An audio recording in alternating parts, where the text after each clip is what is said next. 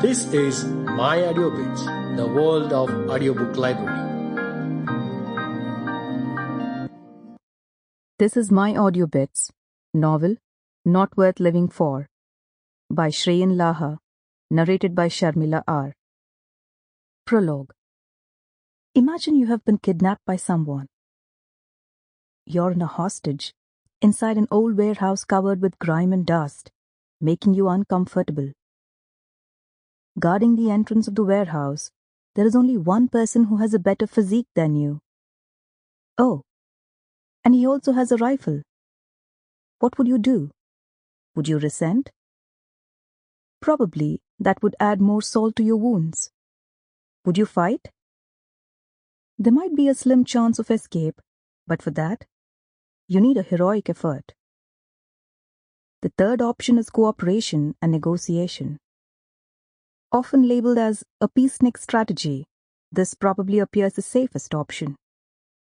You put forward some of your ideas, which would help the person who has kept you enclosed, deviate him from the problem, and start talking about random things before coming back to the matter and finally convincing the person, right? Right? Wrong. Have you ever noticed a parrot in a cage? You'll see that after 3 or 4 weeks, it begins to learn your language. It mimics you. We are excited about this, and we often say other repeated words standing in front of the cage and expect the parrot to learn them. The parrot learns these words too. It leaves no stones unturned to mimic whatever you're speaking. It's elated looking at your happiness and keeps on learning more. However, a time comes when the parrot turns aggressive. Not that it can't pick up words, it just won't repeat any catchphrase which is repeated in front of him. You will even see the parrot getting quickly incensed and biting whatever a thumb approaches its cage in later stages. Why does it happen? Try to think about the parrot. The parrot, just like any other bird, wants to fly high in the skies. It doesn't want to stay trapped inside the cage. When it is put inside the cage, it tries to speak its own language. When it knows you don't understand, it cries. It tries to speak your language in the expectation that you would know what it's speaking and set it free. However, it doesn't happen. The same holds true for people in trouble who cannot speak out.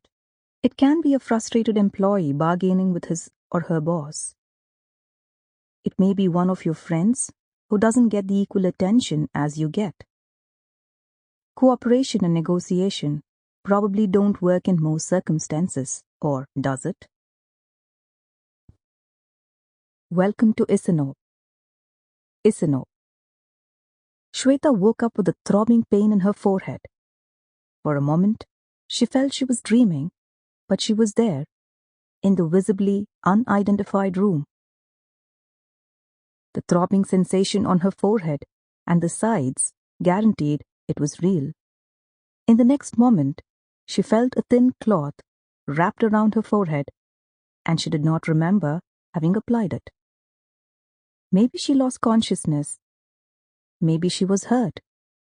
Whatever it was, she did not remember the damp cloth before she slept. Neither did she remember being on a chaise lounge with a furry blanket on her. She stared all around the room and tried to understand the stark, unrecognizable surroundings. Where am I? She muttered to herself, looking at the beige jacket she was wearing. How is it so cold? How can the winds penetrate through a fur blanket?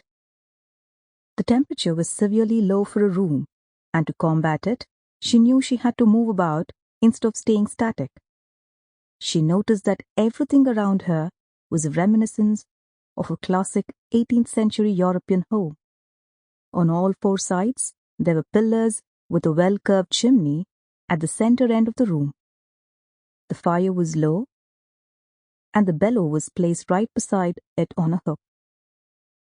She gazed up and found that the room had frail pieces of wood as its wallpaper Sample complete. Ready to continue?